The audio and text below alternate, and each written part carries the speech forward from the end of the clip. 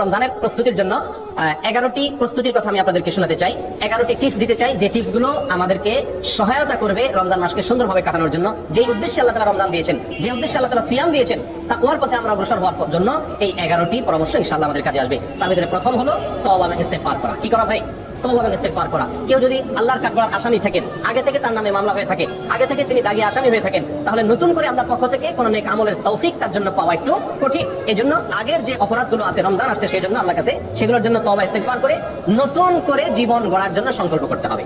নতুন করে রমজান আসছে, আমাকে নতুন ভাবে ঘুরে দাঁড়াতে হবে, সেজন্য পিছনের সমস্ত খাতা মুছে ফেলতে হবে, পিছনের সমস্ত গুনাহ খাতার জন্য আল্লাহর কাছে মাপ চাইতে হবে, নতুন জীবন গড়তে হবে, জীবনের মূল গড়তে হবে, তওবা এবং ইস্তেগফার করতে হবে। করব তো ইনশাআল্লাহ? এখন থেকে তওবা এবং ইস্তেগফার করে রমজানের জন্য আমরা প্রস্তুতি গ্রহণ করব ইনশাআল্লাহ। এটা হলো রমজানের প্রথম প্রস্তুতি, তওবা ইস্তেগফার, ফিরে আসা, অন্যায় কাছ থেকে এখন থেকে ফিরে আসতে শুরু করা এবং আল্লাহর কাছে মাপ চাওয়া। আল্লাহর কাছে মাপ চাইলে আল্লাহ সুবহানাহু ওয়া তাআলা যদি ক্ষমা করেন, তাহলে ইনশাআল্লাহ নতুন করে নেক আমলের তৌফিক এবং সুযোগ আমরা লাভ করব ইনশাআল্লাহ। দ্বিতীয় যে কাজটি করতে হবে সেটা হলো কোরআন এবং সুন্নাহ রমজান মাসের যে সমস্ত ফজিলত, মর্যাদা, করণীয় কথা বলা হয়েছে, যে সমস্ত উপকারিতার কথা বলা হয়েছে, সেগুলো এখন থেকে বেশি বেশি আলোচনা করতে হবে, পড়তে হবে, জানতে হবে এবং কল্পনা করতে হবে।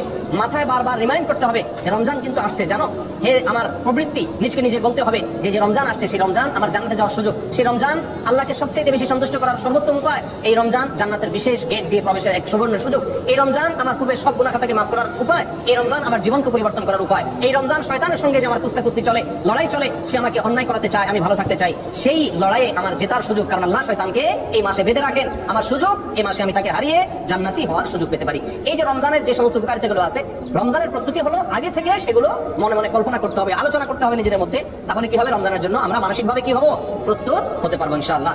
তৃতীয় যে কাজটি করতে হবে সেটি হলো ক্ষমা এবং সওয়াব লাভের জন্য, রমজান মাসে মাগফিরাত লাভের জন্য, অতিরিক্ত সওয়াব আল্লাহ সুবহানাহু ওয়া তাআলার কাছ থেকে সংগ্রহ করার জন্য এখন থেকে মানসিকভাবে দৃঢ় প্রতিজ্ঞা করতে হবে।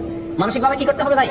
দৃঢ় প্রতিজ্ঞা করতে হবে, এরাদা করতে হবে, পাক্কা এরাদা করতে হবে এখন থেকে যে আমি এই রমজান, জীবনের যত রমজান যেভাবে গেছে না গেছে, এই রমজানটা আমি কি করবো না, হেলায় কাটাবো না। ভাই নবী সাল্লাল্লাহু আলাইহি ওয়াসাল্লামের জীবনে 7 বা 8টি রমজান পেয়েছেন, সাহাবায়ে কেরাম বেশিরভাগ সাহাবীদের জীবনে 2, 4, 5, 6, 7, 8টি রমজান পেয়েছেন।